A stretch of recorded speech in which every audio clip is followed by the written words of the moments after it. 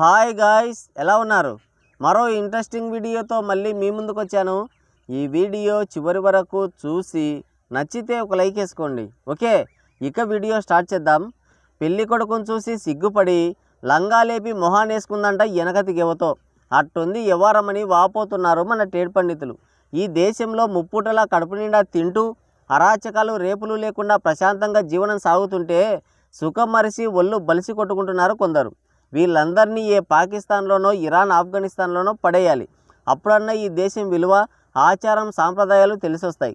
స్వేచ్ఛ సమానత్వం పేరుతో బరి తెగించి ఎప్పుడు పడితే అప్పుడు ఎవరు పడితే వాళ్ళు ఎక్కడ పడితే అక్కడ బట్టలు లేకుండా బిత్తల తిరిగినప్పుడే నిజమైన స్వాతంత్రం వచ్చినట్టు అంటున్నారు కొంతమంది ఫెమినిస్టులు.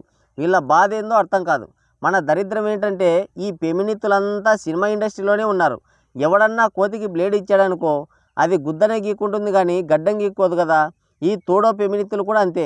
గతంలో శివాజీ అంగుళం హీరోయిన్లందరూ ఏ బట్టలు పడితే వేసుకొని వెళ్ళకండమ్మా, మనకే దరిద్రం, చీరలోనే నిండుగా ఉంటారు, మీరు కప్పేసుకొని ఉంటేనే అందం తప్పితే సామాన్లు కనపడే దాంట్లో ఏముండదు అని చెప్పాడు. అంతే, ఫెమినిస్టులంతా రోడ్డెక్కి కింద మీద పడి దొర్లారు. నువ్వు ఎవర్రా మమ్మల్ని బట్టలు వేసుకోమనడానికి, మా బట్టలు కాదరా, ముందు మీ బుద్ధి మార్చుకోండి అని గయ్యమన్నారు. దీనిలోకి నిఠారైన ఫెమినిస్టు నారదబాబు కూడా వచ్చాడు. ఆడోళ్ళ కంటే ఎక్కువ ఫీల్ అయిపోయాడు. మీరు కూడా మగవాళ్ళతో సమానంగా ఉండండి, మీరు బట్టలు లేకుండా తిరగండి, మీ వెనకాల నేను ఉంటాను అన్నాడు. సమానత్వం అంటే బట్టలు లేకుండా తిరగడం అని ఎవరు చెప్పారో మరి వీళ్ళకి. సమానత్వం మగవాళ్ళతో పోటీ పడ్డం అంటే బట్టలు లేకుండా తిరగడం కాదు. క్రీడారంగం, కళారంగం, విద్య, వైద్య రంగాల్లో పోటీ పడ్డం, జెండర్ డిస్క్రిమినేషన్ లేకుండా ఉండడం. అలాగని మాకు నచ్చిన బట్టలు మేము వేసుకోకూడదా అంటారు. సమస్య నచ్చిన బట్టలు వేసుకోవడం కాదు, నచ్చిన బట్టలు ఎక్కడ వేసుకోవాలో తెలియకపోవడం. పెళ్ళికి బికినీ వేసుకొని వచ్చి మై బాడీ మై చాయిస్, నా బట్టలు నా ఇష్టం అంటే ఎలా? ప్రజెంట్ జరుగుతుంది కూడా అదే. స్వేచ్ఛకి బరితెగింపుకి తేడా లేదా? స్వేచ్ఛ నచ్చిన పని చేయడంలో, అనుకున్న లక్ష్యాన్ని సాధించడంలో కోరుకోవాలి. సమానత్వం గౌరవించబడడంలో కోరుకోవాలి, బట్టలు లేకుండా బరితెగించి తిరగడంలో కాదు. ఈ ఫెమినిస్టులు బట్టలు వేసుకోండి, సాంప్రదాయంగా ఉండండి, గౌరవంగా ఉండండి అంటేనే రోడ్డెక్కేది. రేపులు జరిగినప్పుడు, మహిళలు విజయాలు సాధించినప్పుడు, నేరాలు ఘోరాలు జరిగినప్పుడు ఫ్లాష్ మ్యాన్ కూడా దొరకరు. ఇటీవల కాలంలో భారత స్వాతంత్ర స్త్రీలు చేస్తున్న రక్త చరిత్ర గురించి ఒక్కరు కూడా నోరు మెదపడమే లేదు. కట్టుకున్న వాడికంటే పెట్టుకున్నవాడే ఎక్కువ అని చటుకున లేపేస్తున్నారు. ఒక స్వాతంత్ర మహిళ మొగుడిని హనుమూనికి మేఘాలయకి తీసుకెళ్ళి పదండి ముందుకు పోదాం పైకి అని కొండపైకి వెళ్ళిన తర్వాత వాడిని ఇంకా పైకి పంపించింది. ఫెమినిస్టుల నుంచి నో రెస్పాన్స్. నిన్నటికి నిన్న మహారాష్ట్రలో నిశ్చితార్థం తర్వాత బర్త్డే అని చెప్పి తీసుకెళ్ళి ఇంకొకరిని కొండ మీద నుంచి తోసేసింది. No ఫెమినిస్టులు.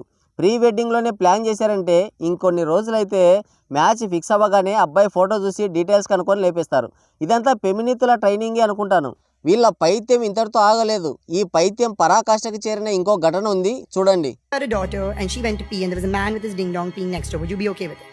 I want genderless faces. That's fine, but it's a yes or no question. Would you be okay with a man? I'm not saying trans man, I'm not saying this. Would you be okay with any man in a bathroom with your daughter? It's a yes or no question. No.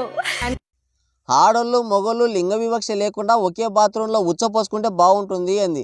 దానికి anchor గాడు చెప్పును పేడలో ముంచి కొడితే బాగుండదేమని దాన్నే పేడలో ముంచి కొట్టాడు. ఏమన్నాడంటే, సరే అయితే నీ కూతురు బాత్రూంలో ఉండగా ఎవడన్నా అబ్బాయి వచ్చి నీ కూతురు ఎదురుగా నిలబడి జిప్పు తీసి గొట్టం బయట పెట్టి జిమ్మిస్తే నీకు ఓకేనా అన్నాడు.